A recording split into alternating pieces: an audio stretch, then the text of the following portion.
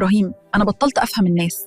ليه ممكن حد يكون بيضحك في وشي وهو من جواه بيتمنى لي الفشل؟ لأننا بنتعامل مع أقنعة يا روان، مش مع بشر حقيقيين. روبرت جرين بيقول إن تحت الضحكة دي في قوانين بتحركنا كلنا، والذكاء مش إنك تغيريهم، الذكاء إنك تفهمي اللعبة.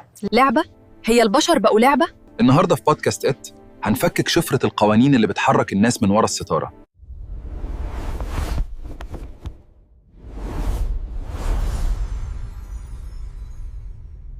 كتاب قوانين الطبيعة البشرية لروبرت جرين ده مش مجرد كتاب بنقراه، لا خالص. ده عامل زي خريطة كنز أو يمكن GPS، بيكشف لنا إيه اللي بيحرك الناس من جوه، الدوافع المستخبية اللي محدش بيتكلم عنها. هو اللي بيفسر بالظبط ليه ممكن نتصدم في أقرب الناس لينا، وإزاي فجأة ممكن نلاقي نفسنا في ساحة حرب في الشغل من غير ما نفهم إيه اللي حصل. وده بقى السؤال اللي بيفضل يلف في دماغنا كل لما ناخد خازوق من حد كنا بنثق فيه. ليه بيحصل كده؟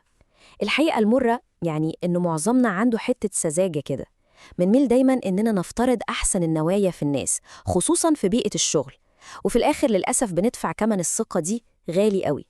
طيب، في الشرح بتاع النهاردة هنمسك 5 قوانين أساسية من الكتاب ده ونفك الشفرة بتاعتهم. اعتبروهم النضارة الجديدة اللي هنشوف بيها العالم، والأدوات اللي هتخلينا نعرف نتعامل صح بذكاء وبحذر. نبتدي بأول قانون، وده بقى صدمة من أولها كده. بيقول إيه؟ إن كل تعاملاتنا الاجتماعية دي عبارة عن مسرحية كبيرة، وكل واحد فينا لابس قناع وبيمثل دور معين عشان يخبي حقيقته. يعني إيه الكلام ده؟ يعني الناس ممثلين بالفطرة، بيغيروا شخصيتهم وطريقتهم على حسب الموقف والناس اللي معاهم. واللطف والاهتمام والتواضع اللي بنشوفه ده في الغالب بيبقى أداء، تمثيل متقن معمول عشان يحقق هدف معين. الحقيقة كلها بتبقى مستخبية ورا الستارة. وفي الشغل الموضوع بيبقى واضح قوي. تلاقي الواحد فيهم بيظهر بمظهر مثالي زيادة عن اللزوم، كلامه في حتة ولغة جسمه في حتة تانية خالص، شخصيته بتتغير 180 درجة وهو بيتكلم مع المدير عن هو بيتكلم مع زمايله. دايماً بيعرف يلبس الوش المناسب للموقف الصح. دي كلها علامات خطر لازم ناخد بالنا منها. طيب، إزاي بقى نحمي نفسنا من كل ده؟ أول حاجة لازم نتقبل إن دي طبيعة اللعبة، وإن التمثيل ده مهارة اجتماعية. تاني حاجة، نبتدي نراقب اللي ورا القناع، نركز في التفاصيل الصغيرة، حركات الجسم، طريقة الكلام اللي بتتكرر مع الوقت. وتالت حاجة، لازم إحنا كمان نتقن أدوارنا، مش عشان نخدع، لأ، عشان نعرف نقدم نفسنا صح ونحمي نفسنا بذكاء. خلصنا من الممثلين، ندخل بقى على نوع تاني أصعب. القانون التاني بيكلمنا عن واحدة من أكتر الشخصيات السامة اللي ممكن نقابلها في حياتنا، النرجسي العميق. الشخصية دي بتبقى عاملة زي البالونة المنفوخة على الفاضي، من بره شكلها كبير وواثقة من نفسها، بس من جوه فراغ وهشاشة. ما عندهمش أي إحساس بقيمتهم الحقيقية، وعشان كده بيعيشوا على امتصاص طاقة اللي حواليهم. لازم ياخدوا تأكيد واهتمام طول الوقت عشان بس يحسوا إنهم موجودين، وطبعاً كل ده بيحصل عن طريق التلاعب. وفي الشغل الشخصيات دي كارثة حقيقية، بيشوفوا زمايلهم مجرد أدوات عشان يوصلوا للي هم عايزينه، حساسين لأي نقد بشكل مش طبيعي، كلمة صغيرة ممكن تقلب عليهم الدنيا. لازم يكونوا محور أي حوار وأي مشكلة، بيعرفوا إزاي يسيطروا على اللي حواليهم بتأنيب الضمير وإحساس النقص. وأكتر حاجة بتموتهم هي التجاهل، وجودهم في أي مكان بيحولوا لبيئة سامة بتستنزف طاقة الكل. طيب، والتعامل معاهم إزاي؟ بصوا، مفيش حلول سحرية. أولاً لازم ننسى تماماً فكرة إننا نغيرهم أو نصلحهم، دي طاقة مهدورة. تانياً نحافظ على استقلالنا العاطفي، من الآخر ما نديش ودان للدراما بتاعتهم ولا نتأثر بكلامهم. تالتاً، ودي أهم حاجة، نقلل الاحتكاك بيهم على قد ما نقدر. بمجرد ما نكشفهم لازم نحط حدود ومسافة أمان، حماية النفس هنا هي الأولوية. نيجي بقى للقانون الثالث، وده قانون بيغوص جوه كل واحد فينا، بيكشف عن سر موجود عند كل البشر. السر ده اسمه الظل أو الشادو. ده الجزء المظلم اللي جوانا كلنا وبنحاول نخبيه حتى عن نفسنا. طب إيه هو الظل ده؟ هو عبارة عن كل المشاعر والأفكار اللي بنكبتها، عدم الأمان، الغيرة، الرغبة في الانتقام، العدوانية، كل ده بيتخزن جوه، والطاقة المكبوتة دي لازم تطلع في وقت من الأوقات. هي دي اللي بتفسر ليه شخص هادي ومسالم فجأة ممكن ينفجر بشكل مرعب، وتلاقينا بنقول إزاي ده فلان، ده مش طبعه خالص. لأ، هو طبعه، بس ده الجزء اللي كان مستخبي وطلع. والمقولة دي لعالم النفس كارل يونغ بتلخص الموضوع كله. بتقول إن كل واحد فينا شايل الظل بتاعه، وكل ما تجاهلناه وكبتناه أكتر كل ما الظل ده بيكبر ويسود ويبقى تأثيره أقوى علينا من غير ما نحس. طب نتعامل مع الظل ده إزاي، سواء بتاعنا أو بتاع الناس؟ أولاً لازم نلاحظ التناقضات. لما نلاقي تصرفات شخص عكس الصورة اللي بيحاول يظهرها، نعرف إن ده الظل بتاعه بيتكلم. ثانياً ودي الأصعب، لازم نعترف بالظل بتاعنا إحنا، نواجه مخاوفنا ودوافعنا اللي مش بنحبها في نفسنا. وأخيراً بدل ما نكبت الطاقة دي نوجهها، نحولها لطموح، لإبداع، لأي حاجة منتجة. الوعي هو أول خطوة للتحكم.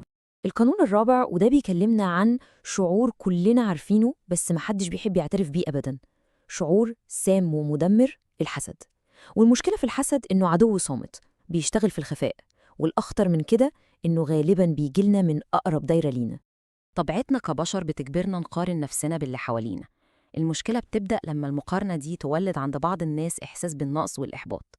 الإحساس ده بيتحول لحسد، والحسد ده بيترجم لهجمات من تحت لتحت، محاولات تخليب.